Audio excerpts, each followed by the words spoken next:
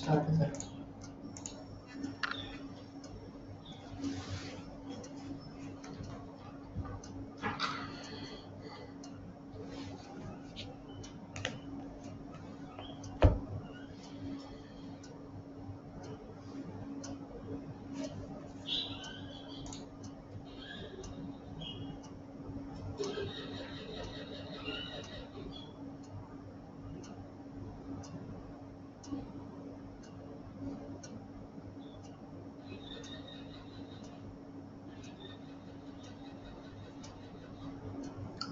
हाँ जी, good morning साਰਿਆਂ ਨੂੰ।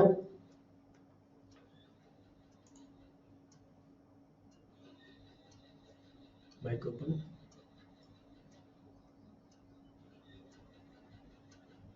हेलो,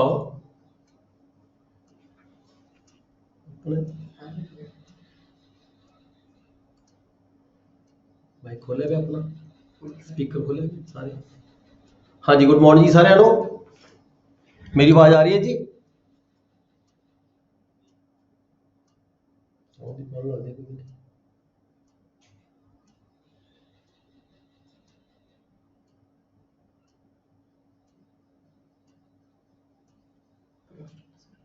हाँ जी, कोई साउंड की प्रॉब्लम लगती है? मेरी आवाज सुन रही है जी साਰਿਆਂ ਨੂੰ?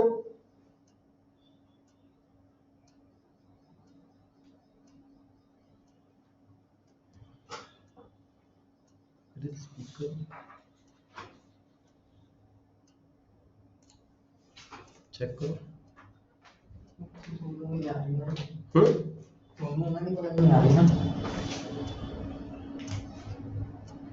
चाहिए ना बच्चे सब कुछ हो सकता है। मन से स्पीकर ओके। हाँ जी, गुड मॉर्निंग सारे जी। हाँ जी good morning sir. Good morning. Good morning sir. Late start. ਅਸੀਂ ਕੱਲ ਪੜਿਆ ਸੀਗਾ ਪੇਪਰ ਨੰਬਰ 4 ਰਜਿਸਟ੍ਰੇਸ਼ਨ ਐਕਟ 1908। ਅਸੀਂ ਇਹਦਾ ਕੱਲ ਪਾਰਟ ਨੰਬਰ 2 ਪੜਿਆ ਸੀਗਾ ਜੀ, ਦਾ ਰਜਿਸਟ੍ਰੇਸ਼ਨ ਐਸਟੈਬਲਿਸ਼ਮੈਂਟ। ਜਦੋਂ ਅਸੀਂ ਰਜਿਸਟ੍ਰੇਸ਼ਨ ਕੀਤੀ ਜਾਂਦੀ ਹੈ ਤਾਂ ਕਿਹੜਾ ਇਹਦਾ ਜਿਹੜਾ ਹੈਗਾ ਆਫੀਸ਼ੀਅਲਸ ਕਿਹੜੇ ਹੁੰਦੇ ਆ, ਉਹਨਾਂ ਦੀ ਐਸਟੈਬਲਿਸ਼ਮੈਂਟ ਕੀ ਹੁੰਦੀ ਹੈ। ਹਾਂਜੀ एक गल थोड़ी क्लियर कर दो कि आप जो कोई पढ़ने शुरू करते हैं किताब जी ਉਹਦੇ ਅਸੀਂ ਆਹ ਪੜ੍ਹਨ ਲੱਗੇ ਹਾਂ ਜੀ registration act 1908। Registration act 1908 paper number 4 ਇਹ ਅਸੀਂ ਕੱਲ ਪੜ੍ਹ ਰਹੇ ਸੀ, ਇਸ ਨੂੰ ਅਸੀਂ ਅੱਜ ਕੰਟੀਨਿਊ ਕਰਾਂਗੇ ਪਾਰਟ ਨੰਬਰ 2 ਤੋਂ। ਪਹਿਲਾਂ ਰਿਵਿਊ ਕਰਾਂਗੇ ਜਿਹਦਾ ਰਜਿਸਟ੍ਰੇਸ਼ਨ ਐਕਟ 1908। ठीक है जी, ये ਅਸੀਂ ਕੱਲ ਪੜਿਆ ਸੀ ਪਾਰਟ ਨੰਬਰ 2 ਰਜਿਸਟ੍ਰੇਸ਼ਨ ਐਸਟੈਬਲਿਸ਼ਮੈਂਟ ਪੜ੍ਹੀ ਸੀ ਅਸੀਂ ਸੈਕਸ਼ਨ 3 ਤੋਂ ਕੱਲ ਪੜਿਆ ਸੀਗਾ। ਥੋੜਾ ਰਿਵਿਊ ਕਰਾਂਗੇ ਅੱਜ।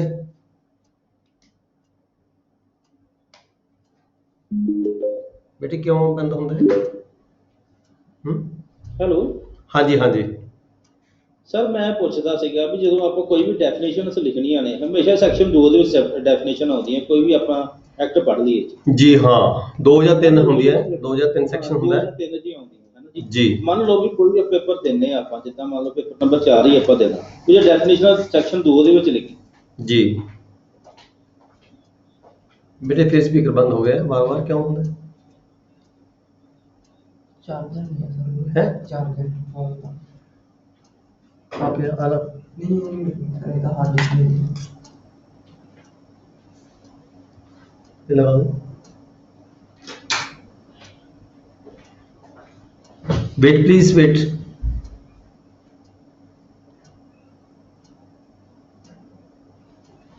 हैगा जी नहीं है सर। नीचे तो लाना बेटे, please wait some time.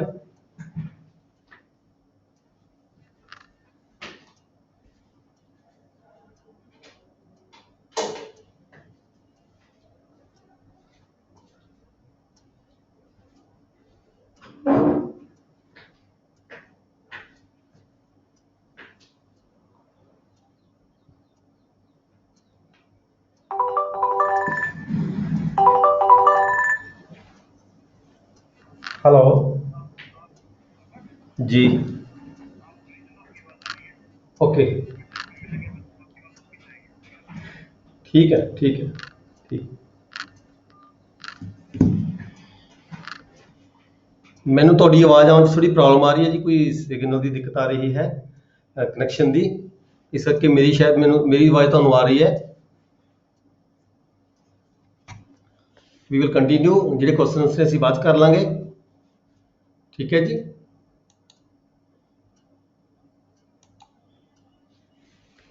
Let's continue, question ਅਸੀਂ ਬਾਅਦ 'ਚ ਕਰ ਲਾਂਗੇ ਜੀ। ਕੋਈ ਕੁਐਸਚਨ ਜਿਹੜੇ ਤੁਹਾਡੇ ਹੈਗੇ ਮੈਂ ਨਹੀਂ ਲੈ ਰਿਹਾ, ਉਹ ਕੋਈ ਜਿਹੜਾ ਸਪੀਕਰ ਦੀ ਕੋਈ ਪ੍ਰੋਬਲਮ ਹੈਗੀ ਹੈ ਕਨੈਕਟਿਵਿਟੀ ਦੀ। ਨਾਓ ਅਸੀਂ ਅੱਜ ਪੜ੍ਹ ਰਹੇ ਹਾਂ ਜੀ ਪੇਪਰ ਨੰਬਰ 4 ਰਜਿਸਟ੍ਰੇਸ਼ਨ ਐਕਟ। ਅਸੀਂ ਕੱਲ ਪੜ੍ਹਿਆ ਸੀਗਾ, ਇਹਦਾ ਜਿਹੜਾ ਪਾਰਟ 2 ਸੀਗਾ ਐਸਟੈਬਲਿਸ਼ਮੈਂਟ ਆਫ ਦਾ ਰਜਿਸਟ੍ਰੇਸ਼ਨ, ਵੀ ਜੋ ਰਜਿਸਟ੍ਰੇਸ਼ਨ ਦੀ ਜਿਹੜੀ ਐਸਟੈਬਲਿਸ਼ਮੈਂਟ ਕਿਹੜੀ ਹੁੰਦੀ ਹੈ, ਕਿਹੜੇ ਆਫਿਸਰਸ ਹੁੰਦੇ ਆ, ਕਿਹੜਾ ਅਮਲਾ ਹੁੰਦਾ, ਕੀ ਦਫ਼ਤਰ ਕੀ ਹੁੰਦੇ, ਇਹਨਾਂ ਦੇ ਕਿਸ ਤਰ੍ਹਾਂ ਹੁੰਦੇ ਆ, ਕਿਸ ਲੈਵਲ ਤੇ ਆਫਿਸਰਸ ਹੁੰਦੇ ਆ। ਅਸੀਂ ਪੜ੍ਹਿਆ ਸੀ ਸੈਕਸ਼ਨ ਨੰਬਰ 3, ਸੈਕਸ਼ਨ ਨੰਬਰ 3 ਸੀਗਾ ਜੀ inspector general of registration. Inspector general ਕੀ ਹੁੰਦਾ ਜੀ, ਜਿਹੜਾ ਇਸ ਸੈਕਸ਼ਨ ਦਾ ਜਿਹੜਾ ਸਭ ਤੋਂ ਵੱਡਾ ਆਫਿਸਰ ਹੁੰਦਾ ਹੈ, ਜਿਹਨੂੰ ਅਸੀਂ ਆਈਜੀ ਕਹਿੰਦੇ ਹਾਂ। ਜਿਵੇਂ ਕਿ ਆਪਣੇ ਪੰਜਾਬ ਦੇ ਵਿੱਚ ਡਾਇਰੈਕਟਰ ਲੈਂਡ ਰਿਕਾਰਡ ਨੂੰ ਇੰਸਪੈਕਟਰ ਜਨਰਲ ਦੀ ਪਾਵਰਸ ਦਿੱਤੀਆਂ ਹੋਈਆਂ ਨੇ। ਗਵਰਨਮੈਂਟ ਸ਼ੈਲ ਅਪਾਇੰਟ, ਸਰਕਾਰ ਵੱਲੋਂ ਇੱਕ ਆਈਜੀ ਨਿਯੁਕਤ ਕੀਤਾ ਜਾਂਦਾ ਹੈ। ਕੋਈ ਵੀ ਆਫਿਸਰ, ਸਰਕਾਰ ਜਿਹੜਾ ਹੈਗਾ, ਕਿਸੇ ਵੀ ਆਫਿਸਰ ਨੂੰ ਜਿਹੜੀਆਂ ਆਈਜੀ ਦੀਆਂ ਪਾਵਰਸ ਦਿੱਤੀਆਂ ਜਾ ਸਕਦੀਆਂ ਨੇ ਗਵਰਨਮੈਂਟ ਵੱਲੋਂ, ਯਾਨੀ ਕਿ ਇੱਕ ਆਈਜੀ ਦੀ ਜਿਹੜੀ ਪੋਸਟ ਹੈ ਉਹ ਅਪਾਇੰਟਮੈਂਟ ਕੀਤੀ ਜਾਂਦੀ ਹੈ ਗਵਰਨਮੈਂਟ ਵੱਲੋਂ।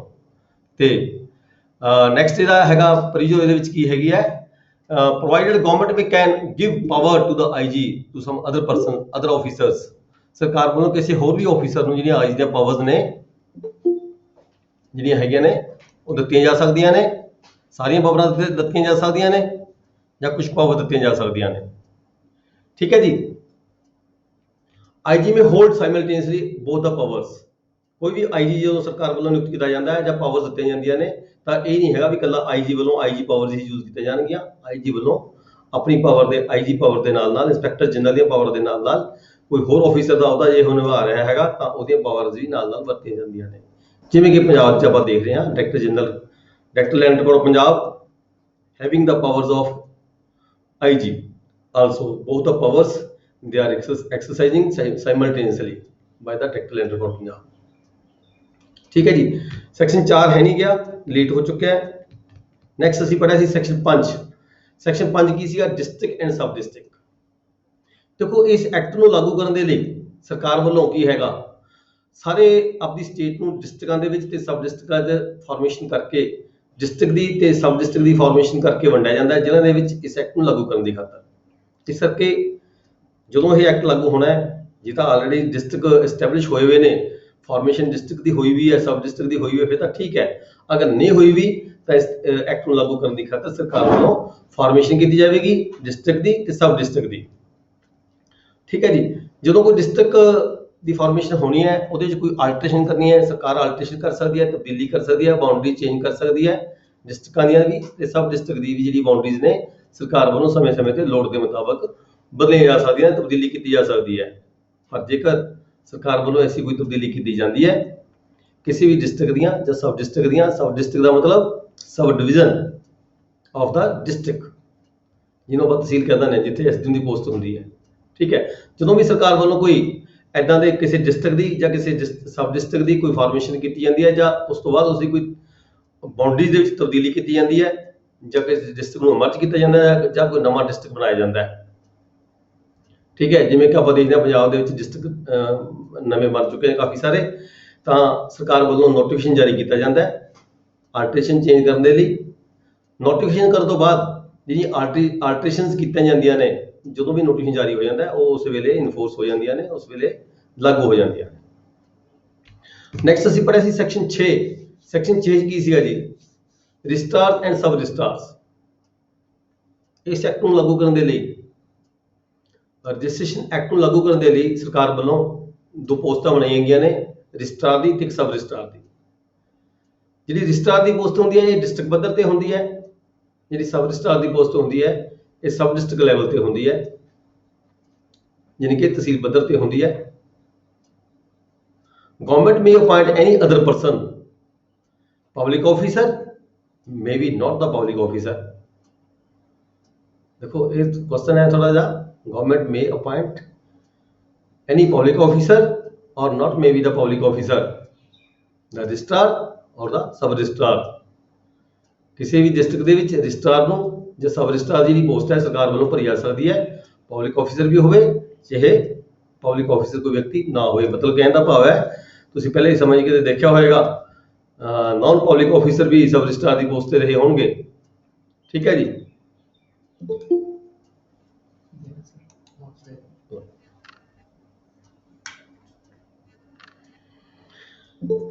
ਤੇ ਇਹਦੇ ਨਾਲ ਹੀ ਜਿਹੜੀ ਪੋਸਟ ਹੁੰਦੀ ਹੈ ਸਬ ਰਜਿਸਟਰਾਰ ਦੇ ਨਾਲ ਹੀ ਇੱਕ ਜੁਆਇੰਟ ਸਬ ਰਜਿਸਟਰਾਰ ਦੀ ਪੋਸਟ ਹੁੰਦੀ ਹੈ, ਜਿਹੜੀ ਕਿ ਨਾਇਬ ਤਹਿਸੀਲਦਾਰ ਹੁੰਦੇ ਜਾਂ ਜੁਆਇੰਟ ਸਬ ਰਜਿਸਟਰਾਰ ਹੁੰਦੇ ਆ, ਉਹ ਵੀ ਸਰਕਾਰ ਵੱਲੋਂ ਬਣਾਏ ਜਾਂਦੇ ਨੇ।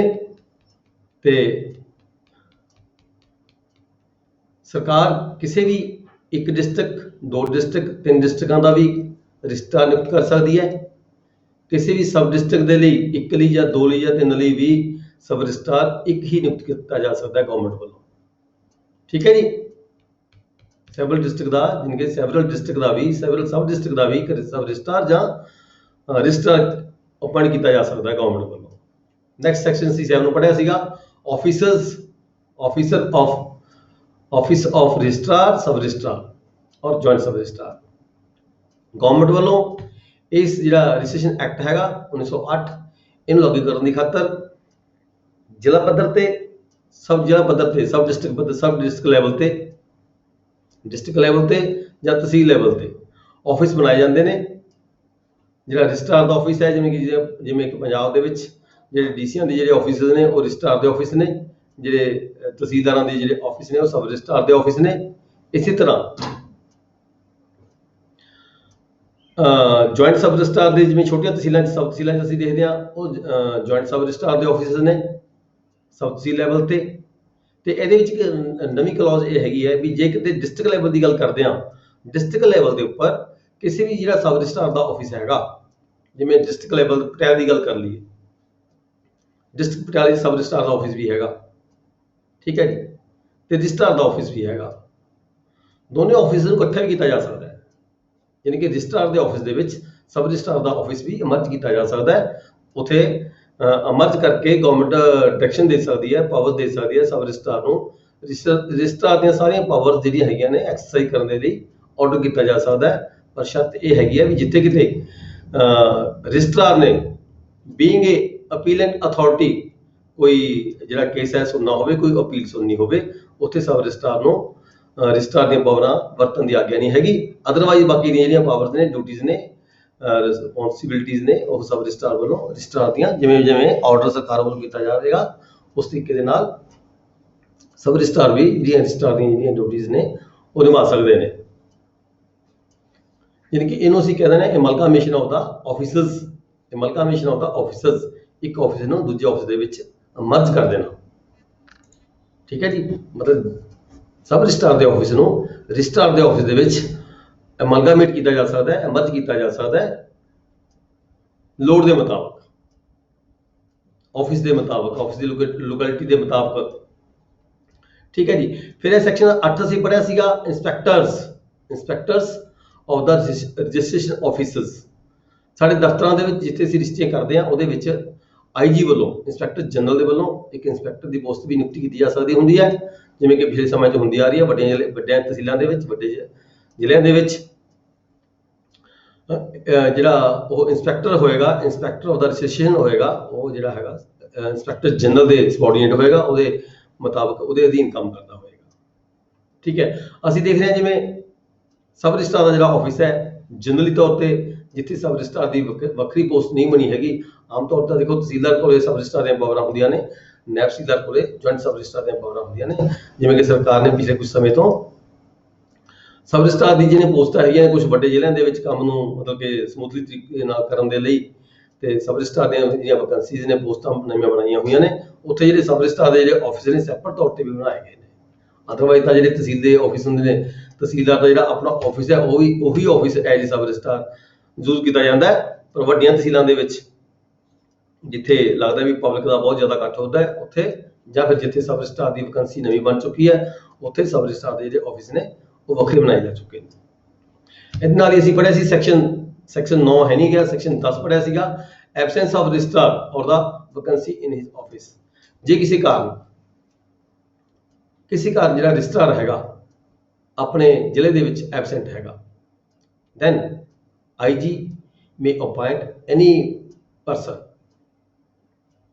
ਕਿਸੇ ਹੋਰ ਆਫੀਸਰ ਨੂੰ IG ਵੱਲੋਂ ਜਿਹੜੀਆਂ ਰਜਿਸਟਰਾਰ ਦੀਆਂ ਜਿਹੜੀਆਂ ਪਾਵਰਾਂ ਨੇ ਉਹ ਦਿੱਤੀਆਂ ਜਾ ਸਕਦੀਆਂ ਨੇ। ਜੇਕਰ ਕਿਸੇ ਇਦਾਂ ਦੇ ਕਿਸੇ ਆਰਡਰ ਦੇ ਵਿੱਚ ਆਰਡਰ ਨਹੀਂ ਹੋਇਆ ਜਾਂ ਕੋਈ ਡਿਫਾਲਟ ਹੋ ਗਿਆ ਤਾਂ ਜਿਹੜਾ ਡਿਸਟ੍ਰਿਕਟ ਜੱਜ ਹੋਏਗਾ he may be the registrar of the district. Section 11 ਪੜਿਆ ਸੀਗਾ, ਉਹਦੇ ਵਿੱਚ ਕੀ ਹੈ ਸੀ absence of registrar on duty.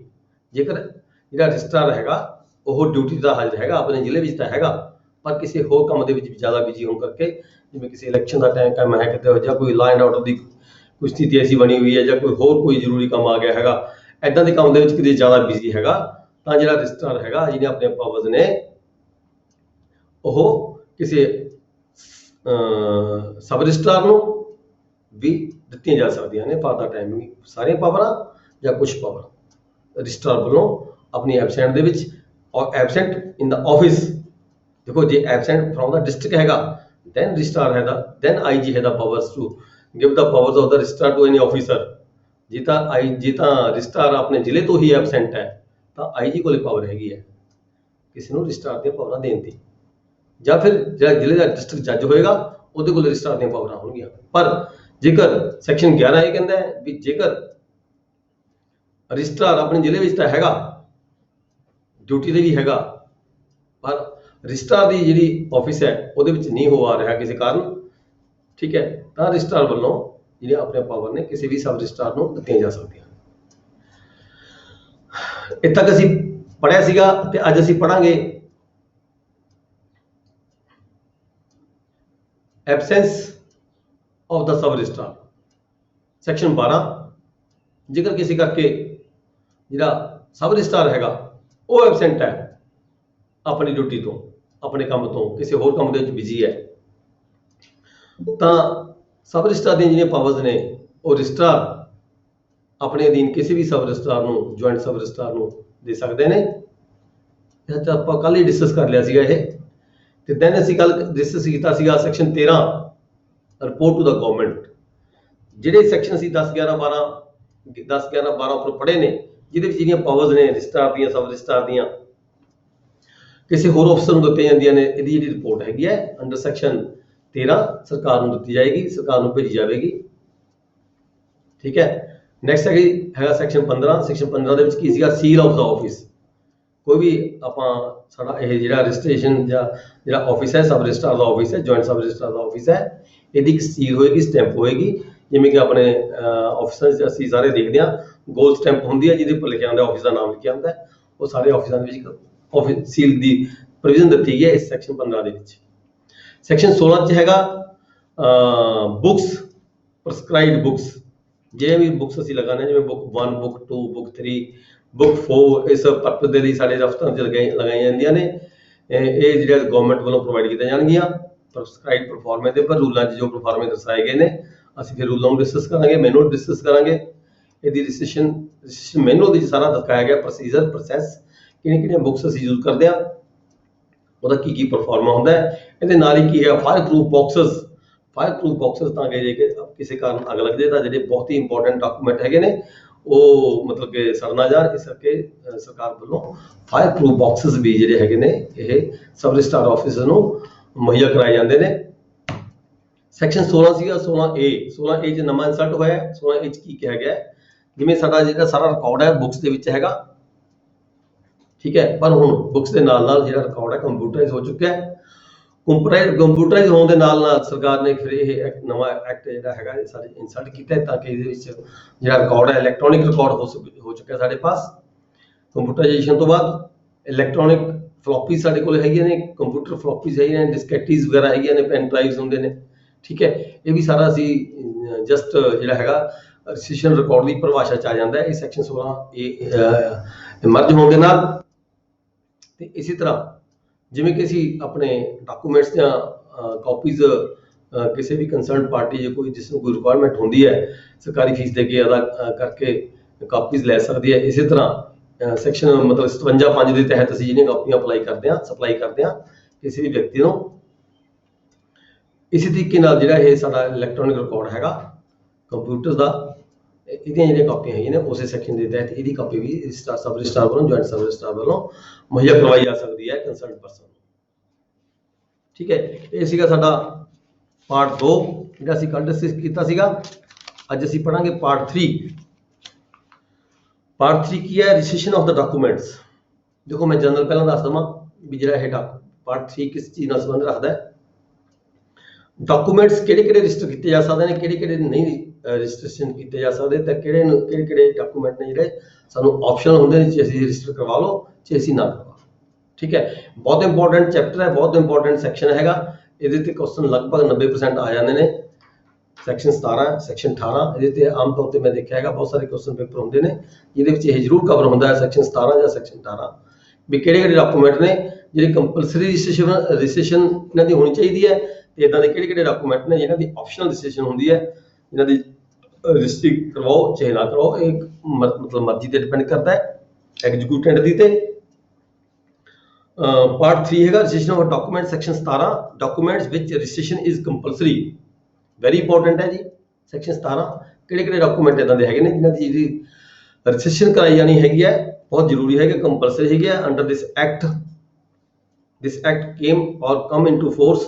ਨੇਮਲੀ ਜਿਹੜੇ ਡਾਕੂਮੈਂਟ ਇਸ ਐਕਟ ਦੇ ਫੋਰਸ ਹੋਣ ਤੋਂ ਬਾਅਦ ਕਿਹੜੇ ਡਾਕੂਮੈਂਟ ਨੇ ਜਿਹੜੇ ਕੰਪਲਸਰੀ ਰਜਿਸਟ੍ਰੇਸ਼ਨ ਕਰਾਏ ਜਾਣੇ ਨੇ। ਇਹਦੇ ਵਿੱਚ ਹੈਗਾ clause A, instrument of gift of immovable property.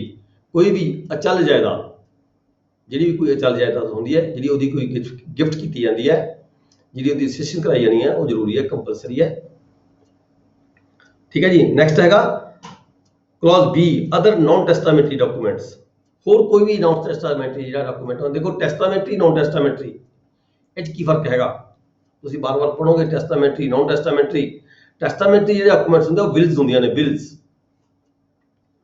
ਬਾਕੀ ਜਿਹੜੇ ਡਾਕੂਮੈਂਟਸ ਆ ਜਾਂਦੇ ਨੇ ਨॉन ਟੈਸਟਾਮੈਂਟਰੀ ਆ ਜਾਂਦੇ ਨੇ ਜਿਹਦੇ ਵਿੱਚ ਅਸੀਂ ਆਪਣਾ ਕੋਈ ਰਾਈਟ, ਕੋਈ ਇੰਟਰਸਟ ਅਸੀਂ ਕਿਸੇ ਦੂਜੇ ਵਿਅਕਤੀ ਨੂੰ ਟ੍ਰਾਂਸਫਰ ਕਰਦੇ ਹਾਂ, ਅਸਾਈਨ ਕਰਦੇ ਹਾਂ। ਠੀਕ ਹੈ, ਕਿਸੇ ਵੀ ਤਰੀਕੇ ਨਾਲ ਦਿੰਦੇ ਹਾਂ ਅਸੀਂ ਆਪਣਾ ਜਿਹੜਾ ਇੰਟਰਸਟ ਹੈ ਕੋਈ ਵੀ ਪ੍ਰਾਪਰਟੀ ਦੇ ਵਿੱਚ ਕਿਸੇ ਵਿਅਕਤੀ ਦਾ, ਉਹ ਕਿਸੇ ਦੂਜੇ ਵਿਅਕਤੀ ਨੂੰ ਸੇਲ ਕਰ ਦਿੰਦਾ ਹੈ, ਅਸਾਈਨ ਕਰ ਦਿੰਦਾ ਹੈ ਜਾਂ ਟ੍ਰਾਂਸਫਰ ਕਰ ਦਿੰਦਾ ਹੈ ਕਿਸੇ ਵੀ ਢੰਗ ਦੇ ਨਾਲ। ਉਸ ਨੂੰ ਅਸੀਂ ਨॉन ਟੈਸਟਾਮੈਂਟਰੀ ਡਾਕੂਮੈਂਟ ਕਹਿੰਦੇ ਆ। ਅਦਰ ਡਾਕੂਮੈਂਟ ਜਿਹੜੇ ਹੁੰਦੇ ਨੇ ਵਿਲਸ ਹੁੰਦੀਆਂ ਨੇ, ਉਹ ਟੈਸਟਾਮੈਂਟਰੀ ਡਾਕੂਮੈਂਟਸ ਹੁੰਦੀਆਂ ਨੇ। ਕਲੌਜ਼ A ਦੇ ਵਿੱਚ ਸੀਗਾ ਗਿਫਟ। ਜਿਹੜੀ ਗਿਫਟ ਹੈ ਇਮੂਵੇਬਲ ਪ੍ਰੋਪਰਟੀ ਦੀ, ਇਹ ਕੰਪਲਸਰੀ ਰਜਿਸਟਰੇਬਲ ਹੈ, ਇਹਨੂੰ ਮਤਲਬ ਰਜਿਸਟਰ ਕਰਨਾ ਜ਼ਰੂਰੀ ਹੁੰਦਾ ਹੈ। ਦੈਨ ਕਲੌਜ਼ B ਹੈਗਾ ਸੀਗਾ, B ਕਲੌਜ਼ ਦੇ ਵਿੱਚ ਅਦਰ ਨॉन ਟੈਸਟਾਮੈਂਟਰੀ ਡਾਕੂਮੈਂਟਸ, ਜਿਹਦੇ ਵਿੱਚ ਕੀ ਹੈ ਅਸੀਂ ਡਿਕਲੇਅਰ ਕਰਦੇ ਹਾਂ ਜਾਂ ਅਸਾਈਨ ਕਰਦੇ ਹਾਂ ਉਸ ਸਮੇਂ ਦੇ ਜਾਂ ਇਨ ਫਿਊਚਰ ਆਪਣੇ ਜਿਹੜੇ ਰਾਈਟਸ ਨੇ, ਟਾਈਟਲ ਹੈ ਆਪਣਾ, ਇੰਟਰਸਟ ਹੈ ਕਿਸੇ ਦੂਜੇ ਵਿਅਕਤੀ ਨੂੰ ਦਿੰਦੇ ਆ। ਪਰ ਜਿਹੜੀ ਉਹਦੀ ਡਾਕੂਮੈਂਟ ਦੀ ਜਿਹੜੀ ਵੈਲਿਊ ਹੈ ਉਹ 100 ਰੁਪਏ ਤੋਂ ਜ਼ਿਆਦਾ ਹੋਣੀ ਚਾਹੀਦੀ ਹੈ, ਤਾਂ ਉਹ ਕੰਪਲਸਰੀ ਉਹਦੀ ਰਜਿਸਟ੍ਰੇਸ਼ਨ ਜਿਹੜੀ ਕਰਾਈ ਜਾਣੀ ਹੈ ਜ਼ਰੂਰੀ ਹੈਗੀ ਹੈ। ਇਸੇ ਤਰ੍ਹਾਂ clause C C non testamentary document. Payment of any consideration on account of certain creation, ਜਿਹਦੇ ਵਿੱਚ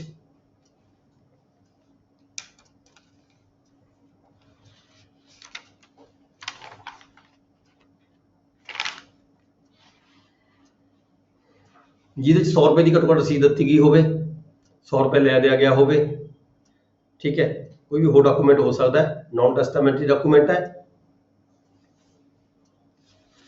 100 ਰੁਪਏ ਦਾ ਲੈਣ ਦੇਣ ਕੀਤਾ ਗਿਆ ਉਹਦੇ 'ਚ ਘੱਟੋ ਘੱਟ, ਤਾਂ ਉਹ ਜਿਹੜਾ ਹੈਗਾ ਰਜਿਸਟ੍ਰੇਸ਼ਨ ਕਰਾਉਣੀ ਉਹਦੀ ਜ਼ਰੂਰੀ ਹੈਗੀ ਹੈ।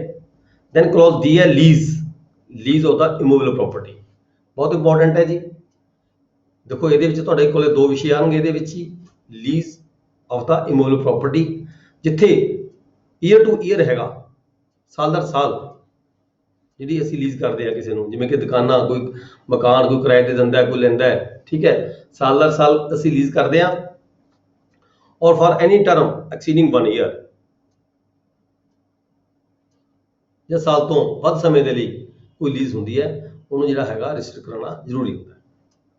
ਅੱਗੇ ਜਾ ਕੇ ਪੜਾਂਗੇ ਜਿਹੜੇ ਆਪਸ਼ਨਲ ਨੇ, ਆਪਸ਼ਨ ਡਾਕੂਮੈਂਟ ਨੇ। ਜਿੱਥੇ ਲੀਜ਼ ਦੀ ਗੱਲ ਆਏਗੀ ਉੱਥੇ ਦੇਖਾਂਗੇ ਅਸੀਂ ਜਿਹੜਾ ਡਾਕੂਮੈਂਟ ਹੈ ਕੋਈ ਲੀਜ਼ ਦਾ ਹੈਗਾ, ਜੇ ਉਹ 1 ਸਾਲ ਤੋਂ ਘੱਟ ਸਮੇਂ ਦੇ ਲਈ ਹੈ ਤਾਂ ਉਹ ਆਪਸ਼ਨਲ ਦੇ ਵਿੱਚ ਆ ਜਾਂਦਾ, ਸੈਕਸ਼ਨ 18 ਚ ਆ ਜਾਏਗਾ ਸ਼ਾਇਦ। ਤਾਂ ਉਹਨੂੰ ਮਰਜ਼ੀ ਹੈ ਪਾਰਟੀਆਂ ਦੀ ਉਹਨੂੰ ਰਜਿਸਟਰ ਕਰਾਉਣ ਚਾਹੇ ਨਾ ਕਰਵਾਉਣ। ਦੈਨ ਆ ਗਿਆ ਜੀ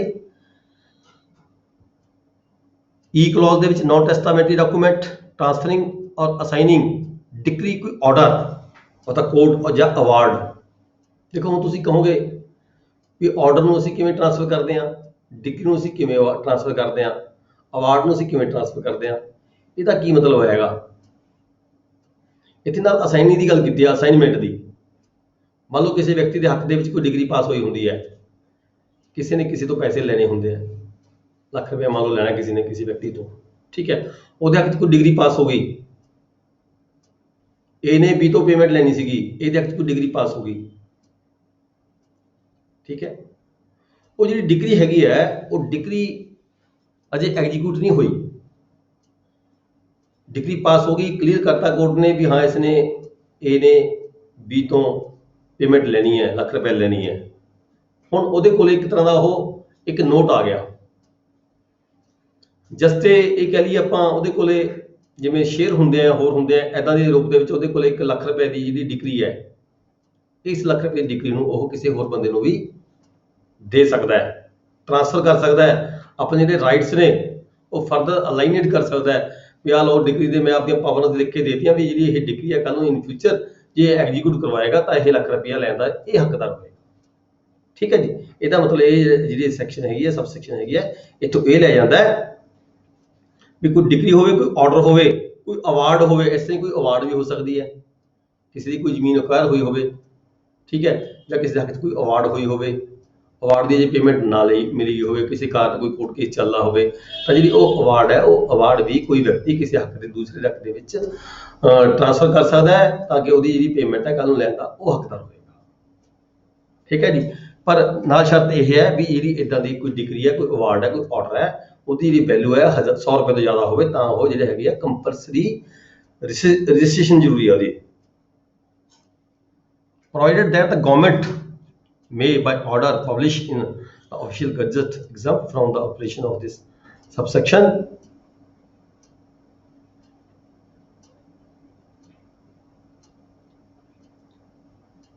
ਹੈਲੋ ਹਾਂਜੀ ਹਾਂਜੀ ਸਰ, ਇਸ ਦੱਸੋ ਜਿਹੜਾ ਅਵਾਰਡ ਆ ਜਾਂ ਡਿਗਰੀ ਹੈ, ਡਿਗਰੀ ਕਿਹੜੀ ਜਸਟ ਇੱਕ ਤਾਂ ਹੁੰਦੀ ਕਿ ਉਸਨੇ ਬਿਆਨਾ ਕਰ ਲਿਆ, ਬਿਆਨਾ ਕਰਕੇ ਉਸ ਤੋਂ ਬਾਅਦ ਇੱਕ ਘੋਸ਼ਿਤ ਕਰਤਾ ਵੀ ਇਹ ਬੰਦਾ ਜਿਹੜਾ ਆ ਇਹ ਰਜਿਸਟ੍ਰੇਸ਼ਨ ਕਰਾਊਗਾ, ਉਹ ਰਜਿਸਟਰੀ ਲਿਆਉਂਦੇ। ਕੋਈ ਹੋਰ ਡਾਕੂਮੈਂਟਸ ਕਿਹੜੇ ਆ ਜਿਹੜੇ ਡਿਗਰੀ ਦੇ ਨਾਲ ਰਜਿਸਟ੍ਰੇਸ਼ਨ ਹੁੰਦੇ ਆ?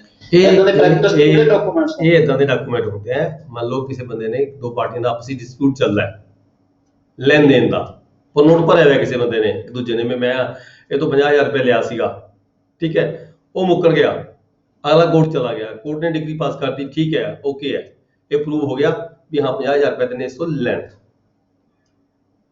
ਠੀਕ ਹੈ। ਉਹ ਇੱਕ ਡਾਕੂਮੈਂਟ ਹੈ, ਇੱਕ ਆਰਡਰ ਹੈ, ਡਿਗਰੀ ਬਣ ਗਈ ਕੋਰਟ ਦੀ। ਇਹ ਡਿਗਰੀ ਜੇ ਆਪਾਂ ਕਿਸੇ ਹੋਰ ਵਿਅਕਤੀ ਨੂੰ ਦੇਣਾ ਚਾਹੀਏ, ਕਿਸੇ ਹੋਰ ਵਿਅਕਤੀ ਨੂੰ ਟ੍ਰਾਂਸਫਰ ਕਰਨਾ ਚਾਹੀਏ ਜੇ ਅਸੀਂ ਇਹ ਪੇਮੈਂਟ 50,000 ਰੁਪਇਆ, ਉਹ ਬੰਦਾ ਲੈ ਲਊਗਾ। ਇਹ 50,000 ਰੁਪਇਆ ਅਸੀਂ ਕਿਸੇ ਹੋਰ ਨੂੰ ਦੇਣਾ ਚਾਹੀਏ, ਸਾਡੇ ਕੋਲ ਕੋਈ ਹੋਰ ਅਮਾਊਂਟ ਨਹੀਂ ਹੈਗੀ ਦੇਣਾ ਕਿਸੇ ਨੂੰ, ਪੇਮੈਂਟ ਦੇਣੀ ਹੈ ਕਿਸੇ ਦੀ, ਅਸੀਂ ਉਧਾਰਾ ਪੈਸੇ ਇਸ ਤੋਂ ਲਿਆ ਸੀ, ਉਹਦੇ ਪੈਸੇ ਵਾਪਸ ਕਰਨੇ ਆ, ਠੀਕ ਹੈ। ਅਸੀਂ ਇਹ 50,000 ਦੀ ਜਿਹੜੀ ਡਿਗਰੀ ਆ ਉਸ ਨੂੰ ਅਸੀਂ ਟ੍ਰਾਂਸਫਰ ਕਰ ਸਕਦੇ ਹਾਂ, ਅਲਾਈਨ ਕਰ ਸਕਦੇ ਹਾਂ। ਜਿਵੇਂ ਲੈਂਡਰ ਨੂੰ ਅਸੀਂ ਲੈਂਡਰ ਨੂੰ ਅਸਾਈਨ ਨਹੀਂ ਕਰਦੇ ਸੀਗੇ, ਇਹ ਡਿਗਰੀ ਅਸੀਂ ਅਸਾਈਨ ਕਰ ਸਕਦੇ ਹਾਂ ਕਿਸੇ ਹੋਰ ਬੰਦੇ ਨੂੰ ਕਿ ਕੱਲ ਨੂੰ ਮੈਂ ਭਾਗਾ ਔਰ contingent, weather vested or contingent, ਇਹਦਾ ਥੋੜਾ ਜਿਹਾ ਡਿਫਰੈਂਸ਼ੀਏਟ ਕਰਿਓ ਕੀ ਚੀਜ਼ ਇਹ ਦੱਸੀ ਹੈ ਨਾ। ਤੇ whether vested or contingent of the value of 100 rupees and award to in unmovable property.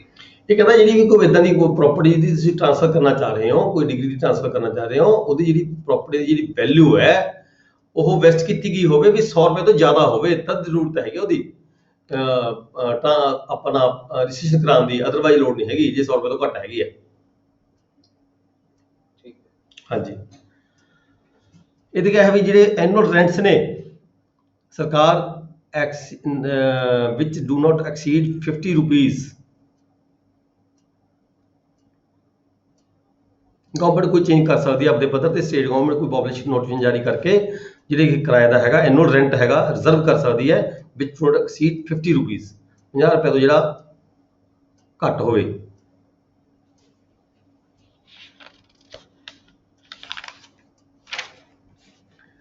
Next आ गया जी section 1A, the document containing contracts to transfer for consideration. देखो कॉन्ट्रैक्ट्स फॉर ट्रांसफर कंसीडरेशन, किसी ने एग्रीमेंट कर लिया, contract कर लिया ट्रांसफर करने का। कंसीडरेशन की होंगी है अमाउंट जी लैन देन दे विच अमाउंट असीं फिक्स करते हैं, that is the consideration of the value.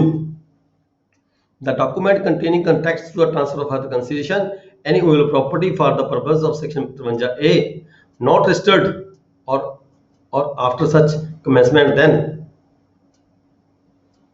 they shall have no effect for the purpose of the said section 53A।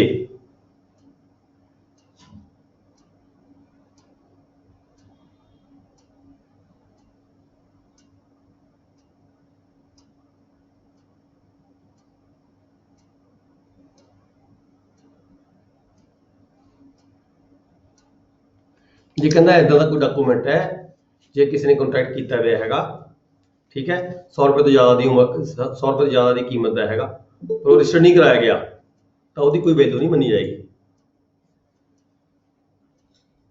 पार्टियां के लैन देन सैक्शन 53A की गल की ट्रांसफर ऑफ प्रॉपर्टी एक्ट के। नैक्सट है section 2, nothing in clause B and C of सब section 1 applies. Section B ते C च की पढ़िया सीगा, नॉन टैस्टामेंटरी डॉक्यूमेंट की गल की सी, जिवें सेल वगैरह इस डॉक्यूमेंट आ जाती है जी। जो B ते C है ना, ये सेल लीड भी ये कवर होंगी है, सेल लीड भी ये सैक्शन B और C कवर हो जाती है। तो ये कहता है जो सैक्शन B ते C के डॉक्यूमेंट से उन्होंने गल करते हुए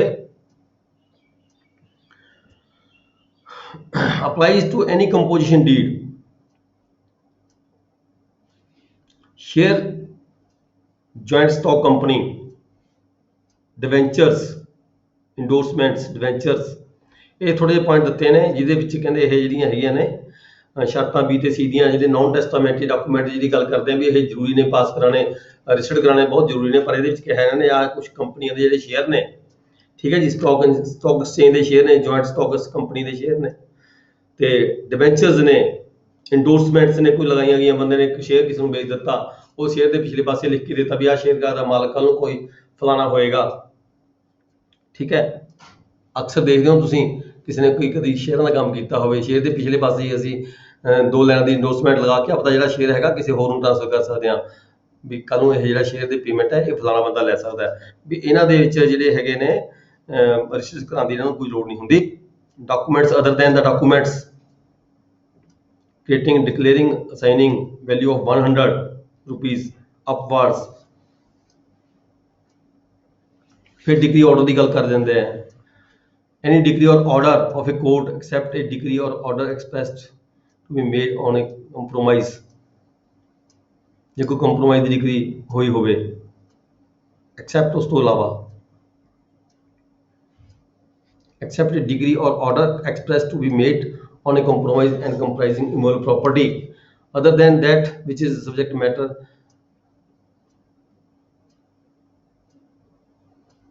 any grant of immovable property of the government।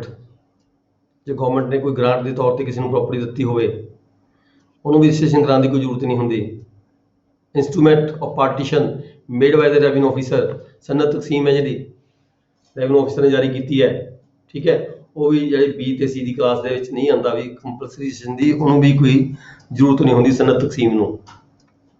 Order granting A loan of the instrument, कोई लोन दिता किसी बंदे ने, कोई कोलैटरल सिक्योरिटी दी गई है किसी व्यक्ति वालों किसी दूजे हक के, ठीक है, तो वो भी जी रजिस्ट्रेशन की जरूरत नहीं होंगी। नहीं देखो B ते C जो क्लॉजेज ने वो गोलमोल की गल करती भी सारे ही डॉक्यूमेंट इनकलूड कर दिते, ठीक है, जिथे भी किसी किसी व्यक्ति को कोई राइट क्रिएट होया या ट्रांसफर होया वो सारे कवर हो जाते हैं, पर इत्थे आके ने क्लीयर कर दिता भी ये डॉक्यूमेंट ने ये B ते C क्लास की परिभाषा में नहीं आते, इन्होंने रजिस्टर कराने की कोई लोड़ नहीं। कोई एग्रीकल्चर लोन हैगा, कोई चैरिटेबल इंडोमेंट एक्ट 1890 है।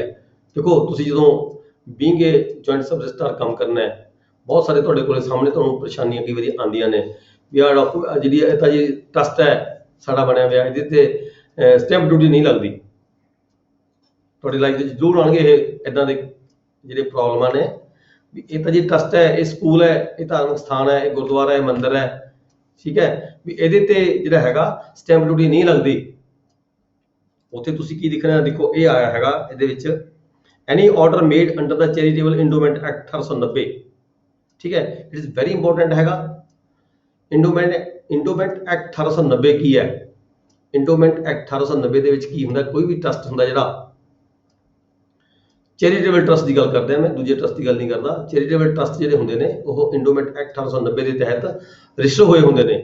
ਅੱਗੇ ਇਹਦਾ ਮੈਮੋਰੰਡਮ ਚਾਰਟ ਹੁੰਦਾ ਵੀ ਉਸਨੇ ਟਰਸਟ ਨੇ ਕਿਹੜੇ ਕਿਹੜੇ ਕੰਮ ਕਰਨੇ ਹੁੰਦੇ ਨੇ, ਕੀ ਉਹਦੀਆਂ ਜ਼ਿੰਮੇਵਾਰੀਆਂ ਹੁੰਦੀਆਂ, ਕੀ ਉਹਨੇ ਕੰਡੀਸ਼ਨਸ ਉਹਦੇ ਤੇ ਹੁੰਦੀਆਂ ਨੇ, ਜਿਹੜੇ ਕੰਮ ਉਹਦੇ ਵੱਲੋਂ ਕੀਤੇ ਜਾਂਦੇ ਹੁੰਦੇ ਆ ਚੈਰੀਟੇਬਲ ਨੇਚਰ ਦੇ ਹੁੰਦੇ ਨੇ। ਸਾਰਾ ਅਕਾਊਂਟਸ ਰੱਖਣਾ ਹੁੰਦਾ ਇਨਕਮ ਟੈਕਸ ਡਿਪਾਰਟ ਦੇ ਸੈਕਸ਼ਨ 10 ਦੇ ਵਿੱਚ ਉਹਨੂੰ ਜਿਹੜੀ ਐਗਜ਼ੈਂਪਸ਼ਨ ਹੁੰਦੀ ਹੈ ਇਨਕਮ ਟੈਕਸ ਦੇਣ ਦੀ, ਠੀਕ ਹੈ। ਜਿਹੜਾ ਟਰਸਟ ਹੁੰਦਾ ਉਹ ਟਰਸਟ ਜਿਹੜਾ ਹੁੰਦਾ ਉਹ ਇੰਡੋਮੈਂਟ ਐਕਟ 1890 ਦੇ ਤਹਿਤ ਰਜਿਸਟਰ ਹੋਇਆ ਹੋਣਾ ਜ਼ਰੂਰੀ ਹੁੰਦਾ, ਤਦ ਹੀ ਉਹ ਜਿਹੜਾ ਟਰਸਟ ਹੈ ਉਹ ਸਟੈਂਪ ਡਿਊਟੀ ਦੀ ਜਿਹੜੀ ਐਗਜ਼ੈਂਪਸ਼ਨ ਹੈ ਲੈ ਸਕਦਾ ਹੈ, ਠੀਕ ਹੈ ਜੀ। ਗਵਰਨਮੈਂਟ ਨੇ ਸਮੇਂ-ਸਮੇਂ ਤੇ ਪਹਿਲਾਂ ਜਿਹੜੀਆਂ ਇਹ ਪਾਵਰ ਸੀਗੀਆਂ ਇਹ ਕਲੈਕਟਰ ਕੋਲੇ ਭੇਜ ਦਿੱਤੀਆਂ ਸੀਗੀਆਂ, ਵੀ ਕਲੈਕਟਰ ਡਿਸਾਈਡ ਕਰਦੇ ਸੀ ਵੀ ਇਹ ਜਿਹੜਾ ਟਰਸਟ ਹੈਗਾ ਇਹ ਸਟੈਂਪ ਡਿਊਟੀ ਦੀ ਐਗਜ਼ੈਂਪਸ਼ਨ ਇਹਨੂੰ ਮਿਲੇਗੀ ਜਾਂ ਨਹੀਂ ਮਿਲੇਗੀ। ਤੇ ਫਿਰ ਇੱਕ ਵਾਰੀ ਮੇਰੇ ਖਿਆਲ ਇਹ ਗਵਰਨਮੈਂਟ ਕੋਲੇ ਚਲੀ ਗਈਆਂ ਸੀ ਪਾਵਰਸ, ਦੁਬਾਰਾ ਫਿਰ ਗਵਰਨਮੈਂਟ ਨੇ ਨੋਟੀਫਿਕੇਸ਼ਨ ਕਰਕੇ ਜਿਹੜੀਆਂ ਇਹ ਪਾਵਰਸ ਨੇ ਦੁਬਾਰਾ ਫਿਰ ਥੱਲੇ ਜੁਆਇੰਟ ਸਬ ਰਜਿਸਟਰਾਰ ਜਾਂ ਸਬ ਰਜਿਸਟਰਾਰ ਤੇ ਛੱਡ ਦਿੱਤੀਆਂ ਨੇ, ਵੀ ਸਬ ਰਜਿਸਟਰਾਰ ਜਾਂ ਜੁਆਇੰਟ ਸਬ ਰਜਿਸਟਰਾਰ ਨੇ ਦੇਖਣਾ ਵੀ ਜਿਹੜਾ ਇਹ ਟਰਸਟ ਹੈਗਾ ਕਿ ਇਹ ਟਰਸਟ ਦੇ ਜਿਹੜੀ ਐਗਜ਼ੈਂਪਸ਼ਨ ਹੈ ਸਟੈਂਪ ਡਿਊਟੀ ਦੀ ਇਹ ਲੈਣ ਯੋਗ ਹੈਗਾ ਜਾਂ ਨਹੀਂ ਹੈਗਾ। ਉੱਥੇ ਫਿਰ ਅਸੀਂ ਇਹ ਜਿਹੜਾ ਟੈਕਸਟ ਜਿਹੜਾ ਪੜ੍ਹ ਰਹੇ ਹਾਂ 1890 ਇੰਡੋਮੈਂਟ ਐਕਟ 1890 ਇਹਨੂੰ ਅਸੀਂ ਫੋਲੋ ਕਰਨਾ ਹੈ। ਇਹਦੇ ਮੁਤਾਬਕ ਜੇ ਕੋਈ ਟਰਸਟ ਰਜਿਸਟਰ ਹੋਇਆ ਹੋਇਆ ਹੁੰਦਾ ਤੇ ਇਹਦੀਆਂ ਕੰਡੀਸ਼ਨਸ ਨੂੰ ਫੋਲੋ ਕਰਦਾ ਹੈ, ਇਹਦੀਆਂ ਸਾਰੀਆਂ ਸ਼ਰਤਾਂ ਪੂਰੀਆਂ ਕਰਦਾ ਹੈ, ਇਹਦੇ ਮੁਤਾਬਕ ਉਹ ਇਨਕਮ ਟੈਕਸ ਤੋਂ ਉਹਨੂੰ ਛੂਟ ਮਿਲੀ ਵੀ ਹੈ, ਆਪਣੀਆਂ ਸਾਰੀਆਂ ਅਕਾਊਂਟਸ ਬੁੱਕਸ ਉਹ ਮੇਨਟੇਨ ਕਰਦਾ ਹੈ, ਈਅਰਲੀ ਉਹ ਆਪਣੀ ਰਿਟਰਨ ਭਰਦਾ ਹੈ, ਠੀਕ ਹੈ ਜੀ। ਕਾਫੀ ਸਾਰੀਆਂ ਇਹਦੇ ਵਿੱਚ ਫਾਰਮੈਲਿਟੀਜ਼ ਨੇ ਕਿ ਉਹਦੇ ਵੱਲੋਂ ਜਿਹੜੇ ਕੰਮ ਕੀਤੇ ਜਾਂਦੇ ਨੇ ਉਹ ਪਬਲਿਕ ਦੇ ਉਹਦੇ ਲਈ ਬੈਨੀਫਿਟ ਦੇ ਲਈ ਕੀਤੇ ਜਾ ਰਹੇ ਨੇ, ਆਪਦੇ ਕਿਸੇ ਪਰਪਸ ਉਹਦਾ ਕੋਈ ਮਕਸਦ ਇਹ ਨਹੀਂ ਹੈਗਾ ਵੀ ਉਹਨੇ ਆਪਦਾ ਮੁਨਾਫਾ ਕਮਾਉਣਾ ਹੁੰਦਾ ਹੈ। ਸਾਰੇ ਚੈਰੀਟੇਬਲ ਦੇ ਕੰਮ ਉਹਦੇ ਵੱਲੋਂ ਕੀਤੇ ਜਾਂਦੇ ਨੇ ਟਰਸਟ ਵੱਲੋਂ, ਤਦ ਹੀ ਉਹ ਜਿਹੜੇ ਟਰਸਟ ਹੁੰਦੇ ਨੇ ਉਹ ਸਟੈਂਪ ਡਿਊਟੀ ਦੀ ਜਿਹੜੀ ਹੈਗੀ ਐਗਜ਼ੈਂਪਸ਼ਨ ਲੈਣ ਦੇ ਹੱਕਦਾਰ ਬਣਦੇ ਨੇ। ਉਹਦਾ ਸਾਰਾ ਤੁਸੀਂ ਦੇਖੋ, ਮਤਲਬ ਇੱਦਾਂ ਹੁੰਦਾ ਹੈ ਜਦੋਂ ਅਸੀਂ ਕਈ ਵਾਰੀ ਸਾਡੇ ਕੋਲ ਇੱਦਾਂ ਦੀ ਕੋਈ ਰਜਿਸਟਰੀ ਆਉਂਦੀ ਹੈ, ਠੀਕ ਹੈ, ਆਪਾਂ ਨੂੰ ਆ ਕੇ ਕਿਸੇ ਨੇ ਕਹਿਤਾ ਵੀ ਹਾਂ ਜੀ ਇਹਦੇ ਤੇ ਸਟੈਂਪ ਡਿਊਟੀ ਨਹੀਂ ਲੱਗਦੀ, ਠੀਕ ਹੈ, ਰਜਿਸਟਰੀ ਕਰਤੀ ਅਸੀਂ, ਨਹੀਂ, ਇੱਦਾਂ ਨਹੀਂ ਹੁੰਦਾ। ਇਹਦੇ ਵਿੱਚ ਗਵਰਨਮੈਂਟ ਦਾ ਇਹ ਆਰਡਰ ਹੈ, ਸਪੈਸੀਫਿਕ ਆਰਡਰ ਹੈਗਾ ਸਰਕਾਰ ਵੱਲੋਂ। ਸਾਡੇ ਕਈ ਵਾਰੀ ਸਾਥੀਆਂ ਨੂੰ ਪਤਾ ਕਿ ਇਹਨੂੰ ਨਹੀਂ ਵੀ ਪਤਾ, ਮੈਂ ਕਿਉਂਕਿ ਤੁਸੀਂ ਬੀਇੰਗ ਆਫੀਸਰ ਕੰਮ ਕਰਨਾ ਹੈ, ਇਸ ਕਰਕੇ ਆਪਾਂ ਬੜੀ ਰਜਿਸਟ੍ਰੇਸ਼ਨ ਐਕਟ ਰਹੇ ਹਾਂ, ਇਸ ਕਰਕੇ ਜਿਹੜਾ ਕੋਈ ਇੰਪੋਰਟੈਂਟ ਪਾਰਟ ਹੈਗਾ ਮੇਰਾ ਮੈਂ ਸਮਝਦਾ ਵੀ ਤੁਹਾਨੂੰ ਇੱਥੇ ਡਿਸਕਸ ਕੀਤਾ ਜਾਵੇ, ਤੁਹਾਨੂੰ ਗਾਈਡ ਕੀਤਾ ਜਾਵੇ। ਤੁਸੀਂ ਬੀਇੰਗ ਰਜਿਸਟਰਾਰ, ਸਬ ਰਜਿਸਟਰਾਰ ਜਾਂ ਜੁਆਇੰਟ ਸਬ ਰਜਿਸਟਰਾਰ, ਤੁਹਾਡੇ ਵੱਲੋਂ ਇੱਕ ਸਪੈਸੀਫਿਕ ਆਰਡਰ ਪਾਸ ਕੀਤਾ ਜਾਵੇਗਾ। ਪਹਿਲਾਂ ਕੰਸਰਨਡ ਪਾਰਟੀ ਜਿਹੜੀ ਰਜਿਸਟਰੀ ਕਰਾਉਣਾ ਚਾਹੁੰਦੀ ਹੈ ਉਹਨਾਂ ਵੱਲੋਂ ਐਪਲੀਕੇਸ਼ਨ ਲਈ ਜਾਏਗੀ, ਉਸ ਐਪਲੀਕੇਸ਼ਨ ਦੇ ਬੇਸਿਸ ਤੇ ਤੁਸੀਂ ਡਿਸਾਈਡ ਕਰਨਾ ਹੋਏਗਾ with the help of the registry clerk ਵੀ ਕੀ ਇਹ ਜਿਹੜਾ ਟਰਸਟ ਹੈਗਾ ਇੰਡੋਮੈਂਟ ਐਕਟ 1890 ਦੀਆਂ ਜਿਹੜੀਆਂ ਸ਼ਰਤਾਂ ਪੂਰੀਆਂ ਕਰਦਾ ਜਾਂ ਨਹੀਂ ਕਰਦਾ।